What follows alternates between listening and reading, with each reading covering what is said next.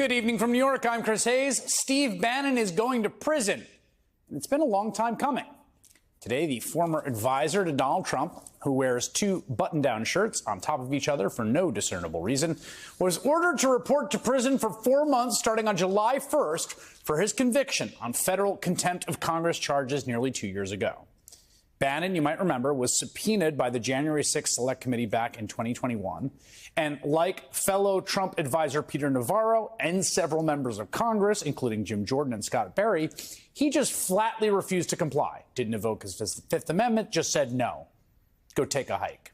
Now, Navarro was also convicted of contempt and is currently in a federal prison in Miami after appealing his case all the way up to the Supreme Court, which refused to bail him out. Bannon, too, played out a lengthy appeals process, which he ultimately lost. Though we should note this is hardly Mr. Bannon's first brush with the law. You might remember back in 2020, Steve Bannon was arrested on the yacht of a Chinese billionaire. And in fact, if he were not bailed out by a last-minute pardon from Donald Trump on the final day of Trump's presidency, Bannon may already have been imprisoned following the federal indictment from Trump's own Department of Justice. An indictment which says he grifted millions of dollars from hundreds of thousands of Trump supporters through phony claims that he would privately fund construction of the border wall. They didn't really do it. Two of his co-defendants in that case pleaded guilty to those charges. A third was convicted at trial. They are currently serving between 3 and 5 years in federal prison as part of the same plot that Bannon was accused of being part of. Bannon, however, was spared that fate by his former boss after January 6th, when Bannon proved himself to be a vital ally during the attempted coup, including, as the January 6th committee revealed, frequent contact with Trump in the hours before the insurrection. While certain close associates of President Trump privately expressed concerns about what would occur on January 6th, other members of the president's inner circle spoke with great anticipation about the events to come. The committee has learned from the White House phone logs that the president spoke to Steve Bannon, his close advisor, at least twice on January 5th. The first conversation they had lasted for 11 minutes. From those same phone logs, we know that the president and Mr. Bannon spoke again on the phone that evening, this time for 6 minutes. We also know that Bannon was an advisor to the group of Trump allies who met at their so-called command center at the Willard Hotel in Washington, D.C., ahead of January 6th to plot ways to steal the 2020 election. In fact, according to journalists Bob Woodward and Robert Costa, Bannon was at the Willard when Trump called him on the night of January 5th. And to be clear, Bannon wasn't trying to hide his involvement in the scheme. In the days and weeks before January 6th, he dedicated hours of his daily podcast to the big lie of a stolen election, often dropping less than subtle hints that something explosive was in the works. People are getting revved up. People are getting fired up. People are getting madder, as they should. Mike Pence's his moment of destiny awaits him, and it's coming on the 6th of January. It's to have clarity that January 6th was going to be the day, or one of these big days, and you had to converge everything down to January 6th. Starting tomorrow, it's going to be wild. It's like 2 days, so it's incredible. You're going to be part of history. We want as many people to get here as possible. His first term's ending with action, and his second term's going to start with a bang. All hell is going to break loose tomorrow. Just understand this. All hell is going to break loose tomorrow. Now, almost 2 years after being convicted, Steve Bannon is going to prison. But that's not all, because Bannon is also facing a state criminal indictment here in New York, once again for that same scheme to rip off diehard Trump supporters and steal their money from them.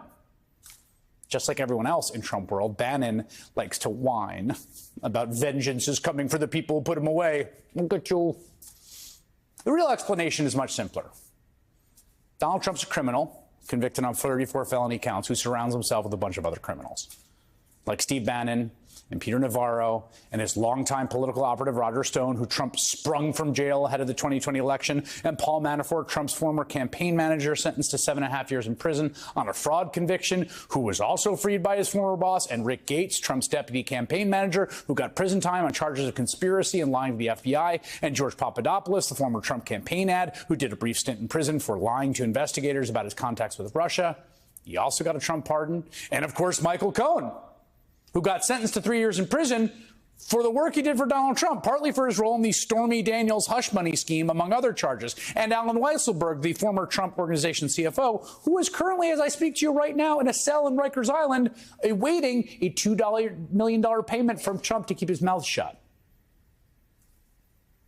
So Steve Bannon joins a real rogues gallery of Trump associates going to prison. And he could talk all he wants about revenge. But his number one concern should be finding a guest host for his podcast for 4 months. Joining me now is Glenn Kirchner, former federal prosecutor who is inside the courtroom with Steve Bannon today. McKay Coppin, staff writer for The Atlantic, who's covered Steve Bannon extensively, even once getting kicked out of his 2020 rooftop election party, which is a great sentence to utter. He also has author of the new piece on the dangers of a second Trump term. Glenn, let me start with you because you were in the court today. I guess it was an open question about whether the judge would actually say time's up, time to go to prison. How did it play out? You know, Chris, not only was it an open question, I think most of us were on the edges of our seats because you really could not read where Judge Carl Nichols was going. John Crabb was the prosecutor, former colleague of mine from the U.S. Attorney's Office, made a very compelling argument as to why, now that the appellate court definitively shot down the one legal issue that Judge Nichols said was kind of an open question in his mind, which is what prompted him to allow Steve Bannon to remain on release pending appeal. David Schoen got up and made what I thought were some valid points. And as he was questioning the prosecutor and the defense attorney, you really could not read where Judge Nichols was going to land. And I think it wasn't until the very end of his announced findings that it became clear that he said now that the appellate court has basically definitively resolved the one question of law that Judge Nichols thought might be available to win Steve Bannon some relief on appeal, then he just kind of brought the hammer down. He said, you will report to the Federal Bureau of Prisons no later than July 1st to begin serving your sentence. And then something happened that rarely happens in federal court. I saw David Schoen sort of sprint up to the lectern, and I can tell you from being in that courthouse for years, usually you wait for an invitation from the judge before you approach the lectern, and he was loud and he was angry, and the judge really had to put him in his place. But I don't know if that was performance for Bannon or perhaps somebody above Bannon, but it was pretty clear at that point that the judge had made up his mind and would not revisit his ruling.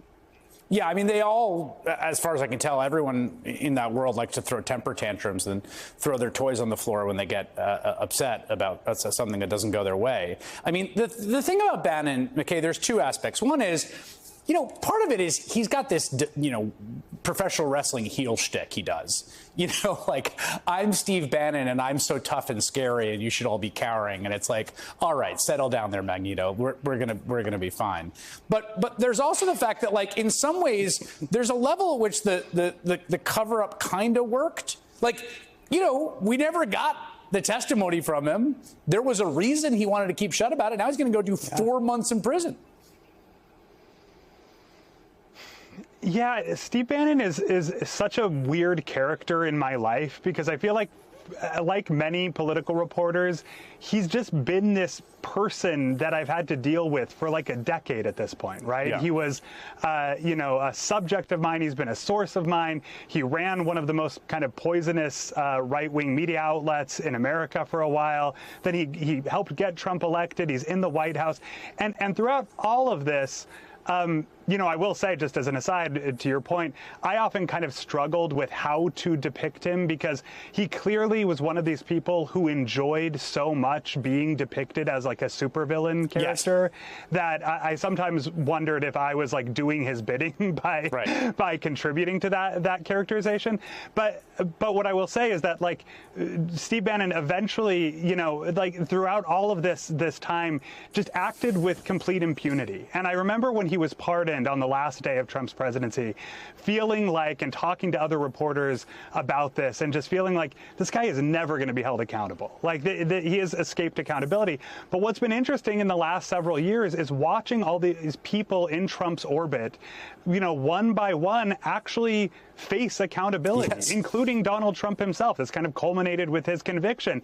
And so it is kind of a surreal moment for, I think, journalists like me and just people who have been following Trump and his allies for so long, seeing them finally kind of get their comeuppance. Yeah. It's kind of almost, it's hard to fathom. Yeah, and in this case, Glenn, the sentence is the duration of a semester abroad, so it's not an insanely long sentence. But he is not out of the woods. I mean, the New York case against him, as we said before, the other folks who are part of this scheme in federal court, 2 pleaded, 1 convicted, doing 3 to 5 years. That he's staring down like very, very serious criminal liability this fall, and maybe commuting to that trial from some federal penitentiary. Yeah, Chris, and as you said in your lead-in, but for a presidential pardon previously for largely the same charges, although in federal court he's now going to be tried in state court in New York, he could already be in prison. And can I just build on something McKay said, which is that, it feels like we are forever thirsting for accountability, and it so rarely comes. But if we now look at the fact that Navarro is serving a prison term, Steve Bannon has been ordered to report to prison on July 1st, and Donald Trump will be sentenced for 34 felony convictions on July 11th. Dare I say accountability might be trending at this point.